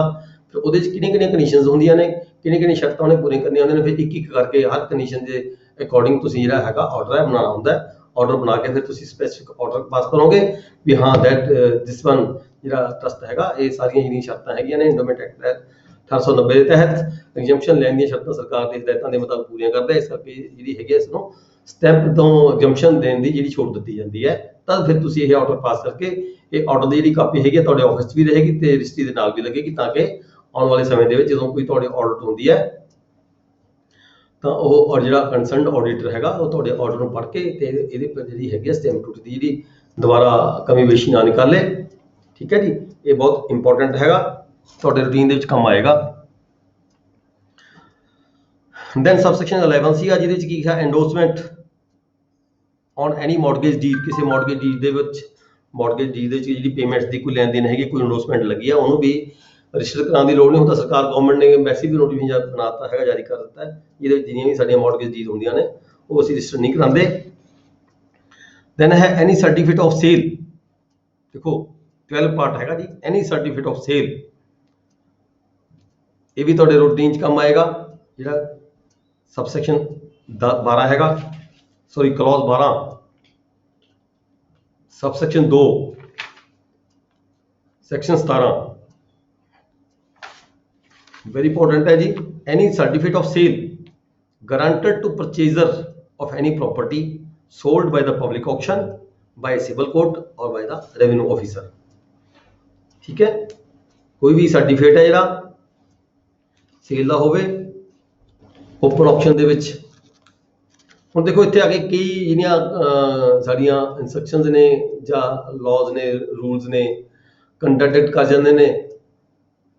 ਕਿਤੇ ਸਾਡੇ ਜਿਹੜੇ ਹਦਾਇਤਾਂ ਹੋਈਆਂ ਜਾਰੀ ਹੁੰਦੀਆਂ ਨੇ ਉੱਥੇ ਜਾ ਕੇ ਇਹ ਵੀ ਕਹਿ ਦਿੱਤਾ ਜਾਂਦਾ ਹੈ ਵੀ ਜਿਹੜੇ ਸਰਟੀਫਿਕੇਟ ਨੇ ਇਹ ਕੰਪਲਸਰੀ ਇਹਨਾਂ ਦੀ ਰਜਿਸਟ੍ਰੇਸ਼ਨ ਕਰਾਈ ਜਾਣੀ ਜ਼ਰੂਰੀ ਹੁੰਦੀ ਹੈ। ਗਵਰਨਮੈਂਟ ਵੱਲੋਂ ਕੋਈ ਇੱਦਾਂ ਦੀਆਂ ਚਿੱਠੀਆਂ ਵੀ ਹੈਗੀਆਂ ਨੇ। ਫਿਰ ਉੱਥੇ ਆ ਕੇ ਜਿਹੜੀ ਰੂਲ ਦੀ ਤੇ ਲਾਅ ਦੀ ਜਿਹੜੀ ਕੰਟਰਡਿਕਸ਼ਨ ਹੋ ਜਾਂਦੀ ਹੈ। ਉੱਥੇ ਆ ਕੇ ਫਿਰ ਕਈ ਵਾਰੀ ਆਫਿਸਰ ਵੀ ਦੇਖਦੇ ਨੇ ਵੀ ਹੁਣ ਕੀ ਕਰਿਆ ਜਾਵੇ। ਇੱਕ ਰੂਲ ਇਹ ਕਹਿੰਦਾ ਦੂਜਾ ਰੂਲ ਇਹ ਕਹਿੰਦਾ। ਉੱਥੇ ਕੀ ਹੁੰਦਾ ਇੰਟਰਪ੍ਰੀਟੇਸ਼ਨ ਆਫ ਦਾ ਰੂਲਸ ਕਰਵਾਉਣੀ ਜ਼ਰੂਰੀ ਹੋ ਜਾਂਦੀ ਹੈ। ਕਦੀ ਜਿਹੜੇ ਨਵੇਂ ਰੂਲਸ ਨੇ ਉਹ ਵਜੂਦ ਵਿੱਚ ਆਉਂਦੇ ਨੇ, ਨਵੇਂ ਆਰਡਰ ਵਜੂਦ ਵਿੱਚ ਆਉਂਦੇ ਨੇ।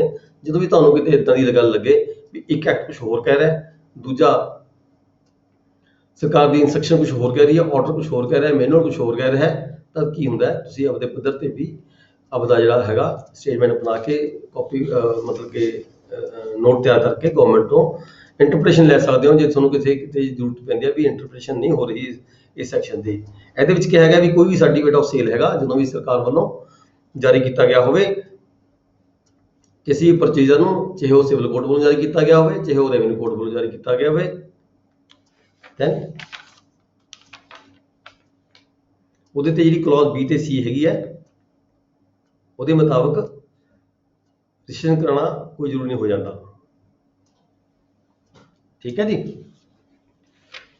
ਜਿਹੜਾ ਸਰ ਬੈਂਕ ਪਰਚੇਸ ਕਰਦਾ ਉਹਦਾ ਰਜਿਸਟਰਡ ਹੋਊਗਾ ਨਾ? ਹਾਂਜੀ ਜਿਹੜਾ ਬੈਂਕ ਕਰ ਲੈਂਦੇ ਅੱਜ ਕੱਲ੍ਹ ਸਰਫੈਸੀ ਤੁਸੀਂ ਦੱਸਦੇ ਸੀ ਬਣਾਇਆ, ਉਹਦੇ ਵਿੱਚ ਇੱਕ ਪ੍ਰਾਪਰਟੀ ਦੂਜੇ ਨੂੰ ਟ੍ਰਾਂਸਫਰ ਕਰਦੇ ਉਹਦੀ ਰਜਿਸਟ੍ਰੇਸ਼ਨ ਕਰਾਉਣੀ? ਉਹ ਦੇਖੋ ਹੋਰ ਚੀਜ਼ ਹੁੰਦੀ ਹੈ। ਉਹ ਸੇਲ ਪਰਚੇਜ ਹੋ ਗਈ ਦੂਜੀ ਤਰ੍ਹਾਂ ਦੀ। ਉਹ ਬੈਂਕ ਸਰਫੇਸੀ ਐਕਟ ਦੇ ਤਹਿਤ ਕਿਸੇ ਬੰਦੇ ਨੇ ਪੈਸੇ ਤੋਂ ਪੈਸੇ ਲੈਣੇ ਸੀ, ਉਹਦੀ ਪ੍ਰਾਪਰਟੀ ਸੇਲ ਕਰਕੇ ਦੂਜੇ ਬੰਦੇ ਨੂੰ ਦੇ ਦਿੱਤੀ। ਠੀਕ ਹੈ, ਦੈਟ ਇਜ਼ ਕੰਪਲਸਰੀ ਰਜਿਸਟਰੇਬਲ ਹੋਏਗਾ ਉਹ ਕੰਪਲਸਰੀ।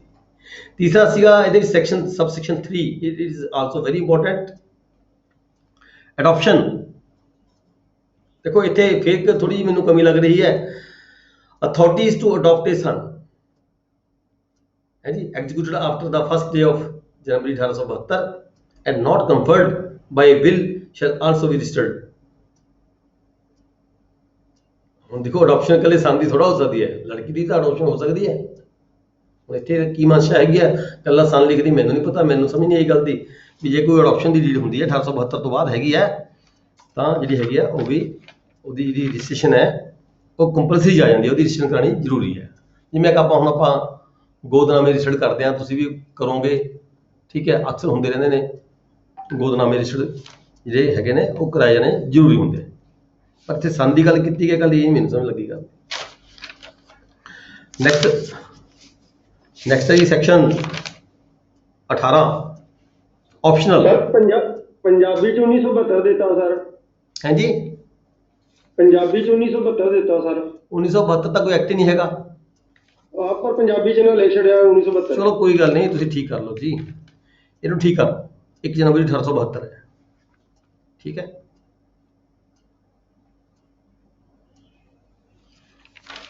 ਨੈਕਸਟ ਹੈ ਸੈਕਸ਼ਨ 18, ਵੈਰੀ ਇੰਪੋਰਟੈਂਟ ਹੈ ਜੀ। ਕਿਹੜੇ ਡਾਕੂਮੈਂਟ ਨੇ ਜਿਨ੍ਹਾਂ ਨੂੰ ਸਾਡੀ ਮਰਜ਼ੀ ਦੇ ਮੁਤਾਬਕ ਅਸੀਂ ਰਜਿਸਟਰ ਕਰਵਾ ਸਕਦੇ ਹਾਂ ਜਾਂ ਨਹੀਂ ਵੀ ਕਰਵਾ ਸਕਦੇ। ਆਪਸ਼ਨਲ ਜਿਨ੍ਹਾਂ ਦੀ ਰਜਿਸਟ੍ਰੇਸ਼ਨ ਹੈਗੀ ਹੈ ਵੀ ਕਰਾਓ ਚਾਹੇ ਨਾ ਕਰਾਓ, ਤੁਹਾਡੀ ਮਰਜ਼ੀ ਤੇ ਹੈ, ਪਾਰਟੀ ਦੀ ਮਰਜ਼ੀ ਤੇ ਹੈ। Section 18 documents of which registration is optional. ਦੇਖੋ ਇੰਸਟਰੂਮੈਂਟ ਸਨਦ ਆਫ ਵੈਲਿਊ ਲੈਸ ਦੈਨ 100, ਕੋਈ ਵੀ ਸਨਦ ਜਿਹੜੀ ਹੈਗੀ ਹੈ ਜਿਹਦੀ ਵੈਲਿਊ 100 ਰੁਪਏ ਤੋਂ ਘੱਟ ਹੈਗੀ ਹੈ ਉਹ ਮਰਜ਼ੀ ਆਪਣੀ ਰਜਿਸਟਰ ਕਰਾਈਏ ਚਾਹੇ ਨਾ ਕਰਾਈਏ।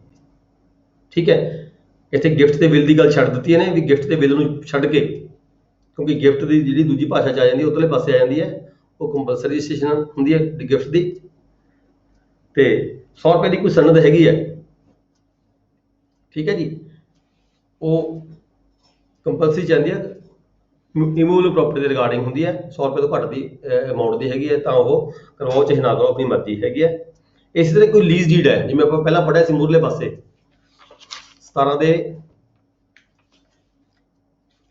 17 ਸੈਕਸ਼ਨ ਦੇ A, B ਤੇ C, D ਕਲੌਜ਼ ਪੜ੍ਹੀ ਸੀ ਅਸੀਂ। ਡੀ ਕਲੌਜ਼ 'ਚ ਲਿਖਿਆ ਸੀ ਉਹ lease deed year to year ਔਰ ਐਕਸਟੈਂਡ ਐਨੀ ਟਰਮ ਐਕਸੀਡਿੰਗ 1 year। 1 ਸਾਲ ਤੋਂ ਵੱਧ ਸਮੇਂ ਦੀ ਜੇ ਕੋਈ ਲੀਜ਼ ਡੀਡ ਹੋਵੇ ਤਾਂ ਉਹ ਜਿਹੜੀ ਹੈਗੀ ਆ ਉਹਦੀ ਰਜਿਸਟ੍ਰੇਸ਼ਨ ਕਰਾਣੀ ਜ਼ਰੂਰੀ ਹੁੰਦੀ ਹੈ। ਇਸੇ ਤਰ੍ਹਾਂ ਇੱਥੇ ਆ ਗਿਆ 18 ਦੇ ਵਿੱਚ ਵੀ ਜੇ ਕੋਈ ਲੀਜ਼ ਡੀਡ ਹੈਗੀ ਹੈ ਇਮੂਵੇਬਲ ਪ੍ਰੋਪਰਟੀ ਦੀ ਹੈਗੀ ਹੈ ਤੇ 1 ਸਾਲ ਤੋਂ ਘੱਟ ਸਮੇਂ ਦੇ ਵਿੱਚ ਹੈਗੀ ਹੈ, ਜਿਵੇਂ ਕਿ ਆਮ ਤੌਰ ਤੇ ਤੁਸੀਂ ਦੇਖਦੇ ਹੋ ਰੂਟੀਨ ਦੇ ਵਿੱਚ ਲੋਕ 11 ਮਹੀਨੇ ਦੀ ਲੀਜ਼ ਲਿਖਦੇ ਆ, ਠੀਕ ਹੈ। ਉਹਦਾ ਇਹੀ ਕਾਰਨ ਹੁੰਦਾ ਵੀ 11 ਮਹੀਨੇ ਦੀ ਲੀਜ਼ ਲਿਖਣ ਦਾ ਮਤਲਬ ਕੀ ਹੁੰਦਾ, ਨਹੀਂ ਕੀ ਉਹਨੂੰ ਸਮਝ ਹੁੰਦੀ ਵੀ ਕਿਉਂ ਅਸੀਂ 11 ਮਹੀਨੇ ਦੀ ਲੀਜ਼ ਲਿਖਦੇ ਹਾਂ। ਅਸੀਂ ਸਾਡੇ ਕੋਈ ਬੰਦੇ ਜਦੋਂ ਆਪਾਂ ਜਾਂਦੇ ਹੈਗੇ ਆ ਤਹਿਸੀਲ ਦੇ ਵਿੱਚ ਅਰਜ਼ੀ ਕੋਲੇ ਕੋਈ ਕਿਰਾਇਆਨਾਮਾ ਲਿਖਾਉਣ ਦੀ ਖਾਤਰ, ਕਿਰਾਇਆਨਾਮਾ ਜੋ ਲਿਖਦਾ ਹੈ ਅਰਜ਼ੀ ਉਹ 11 ਮਹੀਨੇ ਦਾ ਕਿਰਾਇਆਨਾਮਾ ਲਿਖ ਦਿੰਦਾ ਹੈ। ਉਹਦਾ ਨਾ ਤਾਂ ਕਈ ਵਾਰੀ ਆਪਾਂ ਨੂੰ ਪਤਾ ਹੁੰਦਾ ਵੀ ਕਿਰਾਇਆਨਾਮਾ 11 ਮਹੀਨੇ ਦਾ ਕਿਉਂ ਲਿਖਿਆ, ਸਾਲ ਦਾ ਕਿਉਂ ਨਹੀਂ ਲਿਖਿਆ। ਉਹਦਾ ਇੱਕ ਇਹੀ ਕਾਰਨ ਹੁੰਦਾ ਵੀ ਜੇ 11 ਮਹੀਨੇ ਤੋਂ ਵੱਧ ਦਾ ਕਿਰਾਇਆਨਾਮਾ ਲਿਖਿਆ ਜਾਵੇ ਤਾਂ ਉਹ ਜਿਹੜਾ ਹੈਗਾ ਰਜਿਸਟਰ ਕਰਾਉਣਾ ਜ਼ਰੂਰੀ ਹੋ ਜਾਂਦਾ ਹੈ। ਸੋ 11 ਮਹੀਨੇ ਤੋਂ ਘੱਟ ਦੇ ਕਿਰਾਇਆਨਾਮੇ ਨੂੰ ਰਜਿਸਟਰ ਕਰਾਉਣਾ ਕੋਈ ਜ਼ਰੂਰੀ ਨਹੀਂ ਹੁੰਦਾ। ਦੈਨ ਹੈ ਕੋਈ ਇੰਸਟਰੂਮੈਂਟ ਹੋਰ ਹੈਗਾ ਜਿਹਦੀ ਵੈਲਿਊ 100 ਰੁਪਏ ਤੋਂ ਘੱਟ ਹੈਗੀ ਹੈ, ਡਿਕਰੀ ਹੈ, ਕੋਈ ਆਰਡਰ ਹੈ ਕੋਰਟ ਦਾ, ਅਵਾਰਡ ਹੈ, ਜਿਵੇਂ ਆਪਾਂ ਪਹਿਲਾਂ ਗੱਲ ਕਰੀ ਸੀਗੀ, ਕੋਈ ਡਿਕਰੀ, ਕੋਈ ਕੋਰਟ ਦਾ ਆਰਡਰ ਜਾਂ ਕੋਈ ਅਵਾਰਡ ਹੈਗੀ ਹੈ, ਜੇ ਉਹਦੀ ਵੈਲਿਊ 100 ਰੁਪਏ ਤੋਂ ਘੱਟ ਦੀ ਹੈਗੀ ਹੈ ਤਾਂ ਉਹਨੂੰ ਰਜਿਸਟਰ ਕਰਾਇਆ ਜਾਣਾ ਮਰਜ਼ੀ ਤੇ ਹੈ, ਕਰਾਓ ਚਾਹੇ ਨਾ ਕਰਾਓ। ਜਾਂ ਫਿਰ ਕੋਈ ਇੰਸਟਰੂਮੈਂਟ ਹੈ, ਕੋਈ ਸਨਦ ਇਦਾਂ ਦੀ ਜਿਹੜਾ ਮੂਵੇਬਲ ਪ੍ਰੋਪਰਟੀ ਚੱਲ ਜਾਇਦਾਦ ਦੇ ਨਾਲ ਸੰਬੰਧਿਤ ਹੈ, ਚੱਲ ਜਾਇਦਾਦ ਦੇ ਨਾਲ ਸੰਬੰਧਿਤ ਹੈ, ਮਤਲਬ ਕਿ ਜ਼ਮੀਨ ਦੇ ਨਾਲ ਸੰਬੰਧਿਤ ਨਹੀਂ ਹੈਗੀ, ਚੱਲ ਜਾਇਦਾਦ ਦੇ ਨਾਲ ਸੰਬੰਧਿਤ ਨਹੀਂ, ਚੱਲ ਜਾਇਦਾਦ ਦੇ ਨਾਲ ਸੰਬੰਧਿਤ ਹੈ, ਠੀਕ ਹੈ। ਤਾਂ ਉਹਦੀ ਜਿਹੜੀ ਰਜਿਸਟ੍ਰੇਸ਼ਨ ਕਰਾਣੀ ਉਹ ਵੀ ਆਪਸ਼ਨਲ ਹੈ, ਮਰਜ਼ੀ ਤੇ ਪਾਰਟੀਆਂ ਤੇ ਕਰਾਓ ਚਾਹੇ ਨਾ ਕਰਾਓ। ਨੈਕਸਟ ਹੈ ਈ 18 ਦਾ ਈ ਵਿਲ ਆਪਾਂ ਜੋ ਰੋਜ਼ ਹੀ ਦੇਖਦੇ ਹਾਂ, ਦੇਖੋ ਵਿਲ ਰਜਿਸਟਰੀ ਵੀ ਹੁੰਦੀ ਹੈ, ਅਨਰਜਿਸਟਰਡ ਵੀ ਹੁੰਦੀ ਹੈ।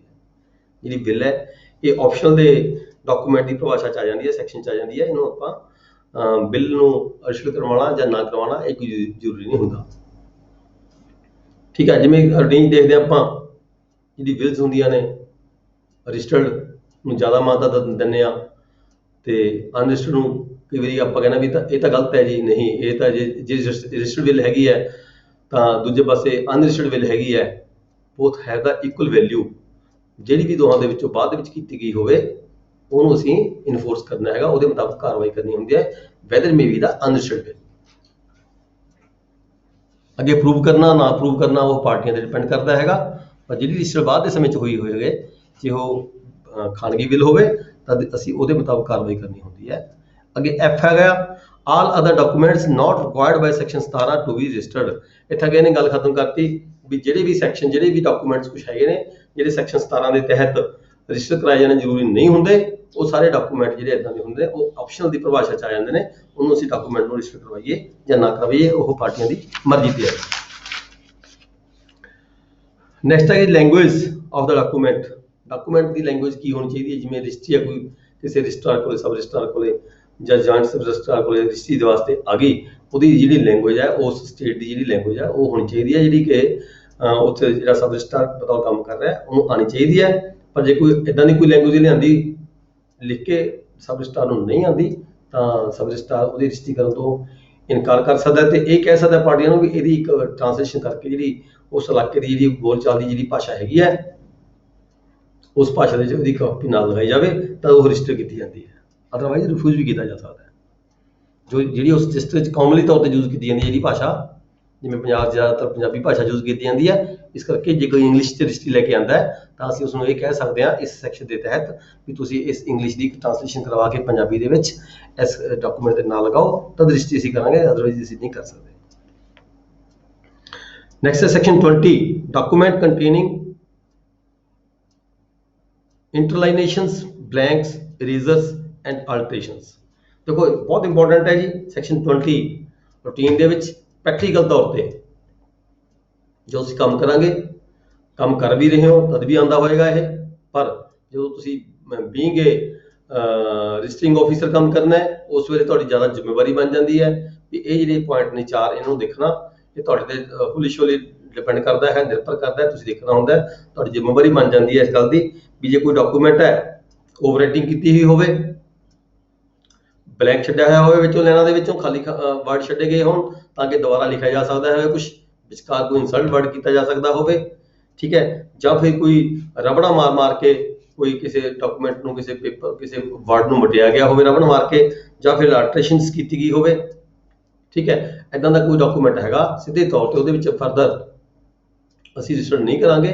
ਸ਼ਰਤ ਇਹ ਹੁੰਦੀ ਹੈ ਵੀ ਇਦਾਂ ਦੇ ਡਾਕੂਮੈਂਟ ਨੂੰ ਜਿਹੜੀਆਂ ਕੰਸਰਨਡ ਪਾਰਟੀਆਂ ਹੁੰਦੀਆਂ ਨੇ ਉੱਥੇ ਉਹਨਾਂ ਦੇ ਸਾਈਨ ਲਾਵਾਂਗੇ ਤੇ ਨਾਲ ਹੀ ਥੱਲੇ ਇੱਕ ਨੋਟ ਲਿਖਿਆ ਜਾਏਗਾ। ਨੋਟ ਲਿਖ ਕੇ ਲਿਖਿਆ ਜਾਏਗਾ ਵੀ ਫਲਾਣੀ ਲਾਈਨ ਦੇ ਵਿੱਚ ਫਲਾਣਾ ਜਿਹੜਾ ਵਰਡ ਹੈਗਾ, ਠੀਕ ਹੈ, ਉਸ ਨੂੰ ਇਹ ਸਮਝਿਆ ਜਾਵੇ, ਜੋ ਵੀ ਕੱਟ ਵੱਟ ਕੇ ਲਿਖਿਆ ਗਿਆ ਉਸ ਨੂੰ ਇਹ ਸਮਝਿਆ ਜਾਵੇ। ਇਦਾਂ ਦਾ ਨੋਟ ਦਿੱਤਾ ਜਾਏਗਾ। ਨੋਟ ਦੇ ਕੇ ਡਾਕੂਮੈਂਟ ਦੇ ਲਾਸਟ ਦੇ ਵਿੱਚ ਪਾਰਟੀਆਂ ਦੇ ਕੰਸਰਨ ਦੇ ਸਾਈਨ ਕਰਵਾਏ ਜਾਣਗੇ। ਜਿੱਥੇ ਵੀ ਕਿਤੇ ਕਟਿੰਗ ਕੀਤੀ ਗਈ ਹੈ ਉੱਥੇ ਵੀ ਜਿਨ੍ਹਾਂ ਪਾਰਟੀਆਂ ਨੇ ਇਹ ਡਾਕੂਮੈਂਟ ਐਗਜ਼ੀਕਿਊਟ ਕੀਤਾ ਹੈ ਉਹਨਾਂ ਪਾਰਟੀਆਂ ਦੇ ਸਿਗਨੇਚਰ ਕਰਵਾਏ ਜਾਣਗੇ।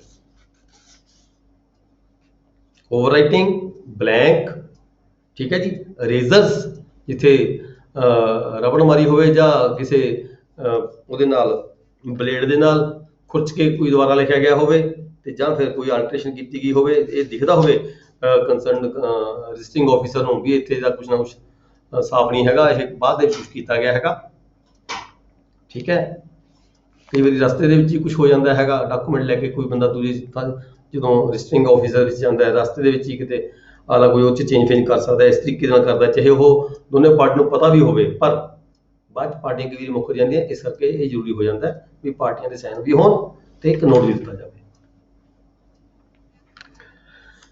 ਨੈਕਸਟ ਹੈ section 21, description of the property and map ਔਰ ਦਾ ਪਲਾਨਸ। ਇਹ ਕੋਈ ਹੋਣੀ ਆ, ਇੱਦਾਂ ਹੈਗਾ ਸੈਕਸ਼ਨ 21 ਦੇ ਵਿੱਚ ਵੀ ਜਦੋਂ ਕੋਈ ਰਜਿਸਟਰੀ ਹੁੰਦੀ ਹੈ ਕਿ ਜਿੱਥੇ ਕਿਤੇ ਜਿਹੜੀ ਰਜਿਸਟਰੀ ਹੈਗੀ ਹੈ ਗੈਰ ਮੁਲਕਨ ਲੈਣ ਦੇ ਸੰਬੰਧ ਵਿੱਚ ਆ ਜਾਂਦੀ ਹੈ, ਕੋਈ ਮਕਾਨ ਦੇ ਸੰਬੰਧ ਵਿੱਚ ਆ ਜਾਂਦੀ ਹੈ, ਉੱਥੇ ਕਹਿੰਦੇ ਵੀ ਜਿਹੜਾ ਨਕਸ਼ਾ ਹੈਗਾ ਉਸ ਜਗ੍ਹਾ ਦਾ ਪ੍ਰੋਪਰਟੀ ਦਾ ਉਹ ਨਕਸ਼ਾ ਲਗਾਇਆ ਜਾਣਾ ਜ਼ਰੂਰੀ ਹੁੰਦਾ। ਜਿਹਦੇ ਵਿੱਚ ਕੀ ਹੈਗਾ ਉਹਦਾ ਨੰਬਰ ਖਸਰਾ ਉਹਦਾ ਪਲਾਟ ਨੰਬਰ ਲਿਖਿਆ ਜਾਵੇ ਹੋਏ, ਸਾਈਡਾਂ ਲਿਖੀਆਂ ਹੋਣ, ਚੜ੍ਹਦੇ ਪਾਸੇ ਕੌਣ ਲੱਗਦਾ, ਝਿਬਦੇ ਪਾਸੇ ਕੌਣ ਲੱਗਦਾ, ਨਾਰਥ ਵਾਲੇ ਪਾਸੇ ਕੌਣ ਲੱਗਦਾ, ਸਾਊਥ ਵਾਲੇ ਪਾਸੇ ਕੌਣ ਲੱਗਦਾ, ਸੜਕ ਕਿਹੜੇ ਪਾਸੇ ਲੱਗਦੀ ਹੈ, ਇਹ ਸਾਰੀਆਂ ਦਿਸ਼ਾਵਾਂ ਦਿਖਾਉਂਦੇ ਹੋਏ ਵੀ ਕਿਹੜਾ ਘਰ ਕਿਹੜੇ ਪਾਸੇ ਲੱਗਦਾ ਇਹਦੇ, ਠੀਕ ਹੈ, ਇਹ ਸਾਰਾ ਕੁਝ ਦਿਖਾਉਂਦੇ ਹੋਏ ਜੇ ਸਰਕਾਰੀ ਮੈਪ ਕੋਈ ਉਪਲਬਧ ਹੋਵੇ ਤਾਂ ਸਰਕਾਰੀ ਮੈਪ ਵੀ ਨਾਲ ਲਗਾਇਆ ਜਾ ਸਕਦਾ, ਠੀਕ ਹੈ। ਇਹ ਲਗਾਉਣਾ ਜ਼ਰੂਰੀ ਹੁੰਦਾ ਰਜਿਸਟਰੀ ਕਰਨ ਵੇਲੇ ਜਦੋਂ ਕੋਈ ਮਕਾਨ ਦੀ ਕੋਈ ਦੁਕਾਨ ਦੀ ਕੋਈ ਇੱਦਾਂ ਦੀ ਕੋਈ ਰਜਿਸਟਰੀ ਹੁੰਦੀ ਹੋਵੇ। Then as section 22, description of house and land by reference to the government maps or survey।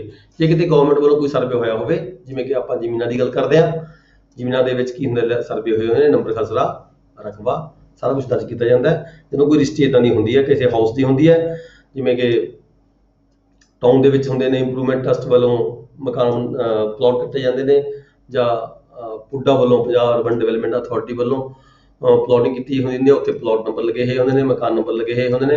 ਇੱਦਾਂ ਦੀ ਜਿਹੜੀ ਡਿਸਕ੍ਰਿਪਸ਼ਨਸ ਹੈਗੀਆਂ ਨੇ ਉਹ ਸਾਰੀਆਂ ਰਜਿਸਟਰੀ ਦੇ ਵਿੱਚ ਦਰਜ ਕੀਤੀਆਂ ਜਾਣਗੀਆਂ। ਜੇ ਕਿਤੇ ਜ਼ਮੀਨ ਦੀ ਗੱਲ ਹੈ ਤਾਂ ਉੱਥੇ ਨੰਬਰ ਖਸਰਾ ਲਿਖਿਆ ਜਾਏਗਾ, ਕਿਹੜੀ ਮਸਤੀਲ ਦਾ ਕਿਹੜਾ ਨੰਬਰ ਖਸਰਾ ਜਿਹਦੀ ਰਜਿਸਟਰੀ ਹੋ ਰਹੀ ਹੈ, ਇਹ ਸਾਰਾ ਕੁਝ ਦਰਜ ਕੀਤਾ ਜਾਏਗਾ। ਮਤਲਬ ਕਹਿੰਦਾ ਇਹ ਹੈ ਵੀ ਸਪਸ਼ਟ ਤੌਰ ਤੇ ਸਪੈਸੀਫਾਈ ਹੁੰਦਾ ਹੋਵੇ ਵੀ ਕਿਹੜੇ ਰਕਬੇ ਦੀ ਰਜਿਸਟਰੀ ਹੋ ਰਹੀ ਹੈ। ਹਾਂਜੀ ਸਰ, ਪੰਜਵਾਂ ਵੇਤਨ। ਓਕੇ, ਹਾਂ ਇੱਕ ਮਿੰਟ, ਇਹਦਾ ਅਸੀਂ ਇਹਦੇ ਨਾਲ ਹੀ ਜਿਹੜਾ ਸਾਡਾ ਹੈਗਾ ਇਹ ਜਿਹੜਾ ਚੈਪਟਰ ਨੰਬਰ 4 ਹੈਗਾ, 3 ਹੈਗਾ, ਇਹ ਖਤਮ ਹੋ ਜਾਂਦਾ ਹੈ। ਚੈਪਟਰ ਨੰਬਰ 3 ਖਤਮ ਹੋ ਜਾਂਦਾ ਹੈ ਸਾਡਾ ਰਜਿਸਟ੍ਰੇਸ਼ਨ ਐਕਟ ਦਾ, ਤੇ ਇਸ ਤੋਂ ਬਾਅਦ ਜਦੋਂ ਅਸੀਂ ਪੜਾਂਗੇ ਤਾਂ ਅਸੀਂ ਚੈਪਟਰ ਨੰਬਰ 4 ਪੜਾਂਗੇ ਜੀ, ਠੀਕ ਹੈ। ਚੈਪਟਰ ਨੰਬਰ 3 ਖਤਮ ਹੋ ਗਿਆ। ਨੈਕਸਟ ਹੁਣ ਅਸੀਂ ਸਰ ਇੱਕ ਦੱਸ ਦਿਓ, ਸਿਰਫ ਇੱਕ ਕੁਐਸਚਨ ਹੈ ਜੀ। ਇੰਸਪੈਕਟਰਸ ਆਫ ਰਜਿਸਟ੍ਰੇਸ਼ਨ 8th ਸੈਕਸ਼ਨ ਹੈਗਾ, may also appoint officer to be called as inspector of registration office। ਇਹ ਕੋਈ ਗੱਲ ਪ੍ਰੈਕਟਿਸ ਦੇ ਵਿੱਚ ਹੈਗੀ ਆ ਜਾਂ ਇਹ ਕੁਝ ਸਮਾਂ ਪਹਿਲਾਂ ਹੈਗੀ ਸੀਗੀ, ਕੁਝ ਸਮਾਂ ਪਹਿਲਾਂ ਹੈਗੀ ਸੀਗੀ, ਹੁਣ ਤਾਂ ਨਹੀਂ ਹੈ ਨਾ ਪੂਰੇ ਪੰਜਾਬ ਇਸ ਵੇਲੇ ਨਹੀਂ ਹੈਗੀ, ਪਰ ਕੁਝ ਸਮਾਂ ਪਹਿਲਾਂ ਇਹ ਪ੍ਰੈਕਟਿਸ ਦੇ ਵਿੱਚ ਆਈ ਸੀ। ਅਸੀਂ ਦੇਖਦੇ ਸੀ, ਮੈਂ ਜੋਬ ਮੇਰੀ ਜ਼ਿਆਦਾ ਪਟਿਆਲੇ ਦੀ ਹੈਗੀ ਹੈ, ਇੱਥੇ ਵੀ ਇੱਕ ਇੰਸਪੈਕਟਰ ਬੈਠਾ ਹੁੰਦਾ ਸੀ ਸਬ ਰਜਿਸਟਰਾਰ ਦੇ ਆਫਿਸ ਦੇ ਵਿੱਚ। ਜਦੋਂ ਕੋਈ ਰਜਿਸਟਰੀਆਂ ਆਉਂਦੀਆਂ ਸੀ ਪਹਿਲਾਂ ਉਹ ਦੇਖਦਾ ਸੀ ਉਹਦੀ ਫੇਸ ਵੈਲਿਊ ਕਿੰਨੀ ਹੈ, ਉਹਦੀ ਰਜਿਸਟਰੀ ਆਪਣੀ ਜਿਹੜੀ ਲਿਸਟ ਹੁੰਦੀ ਸੀ ਰੇਟਸ ਦੀ, ਉਹ ਰੇਟਸ ਦੀ ਲਿਸਟ ਦੇ ਮੁਤਾਬਕ ਉਹ ਉਸਨੂੰ ਚੈੱਕ ਕਰਦਾ ਸੀ ਵੀ ਪ੍ਰੋਪਰ ਵੈਲਿਊ ਦੇ ਸਟੈਂਪ ਲੱਗੇ ਹੋਏ ਜਾਂ ਨਹੀਂ ਲੱਗੇ ਹੋਏ। ਮਤਲਬ ਹੇਠਲੇ ਪੱਧਰ ਦਾ ਅਧਿਕਾਰੀ ਕਹਿ ਸਕਦੇ, ਕਲਰਕ ਟਾਈਪ ਸੀ ਕਿ ਜੀ ਆਫੀਸਰ, ਇੰਸਪੈਕਟਰ ਕੋਈ ਆਫੀਸਰ, ਕੋਈ ਕਲੈਰੀਕਲ ਕੋਆਰਡੀਨੇਟਰ ਦੇ ਕਿਸੇ ਆਫਿਸਰ ਵਿਅਕਤੀ ਨੂੰ ਜਿਹੜੀਆਂ ਹੈਗੀਆਂ, ਜਿਹੜੇ ਸੁਪਰਡੈਂਟ ਵਗੈਰਾ ਹੁੰਦੇ ਆ ਉੱਥੇ ਆਪਣੇ ਡੀਐਲਆਰ ਆਫਿਸ ਦੇ ਵਿੱਚ, ਉਹਨਾਂ ਨੂੰ ਇਹ ਪਾਵਰਾਂ ਦੇ ਕੇ ਇੱਥੇ ਭੇਜਿਆ ਜਾਂਦਾ ਸੀਗਾ। ਹਾਂਜੀ, ਨਾ ਚੈਪਟਰ ਨੰਬਰ 5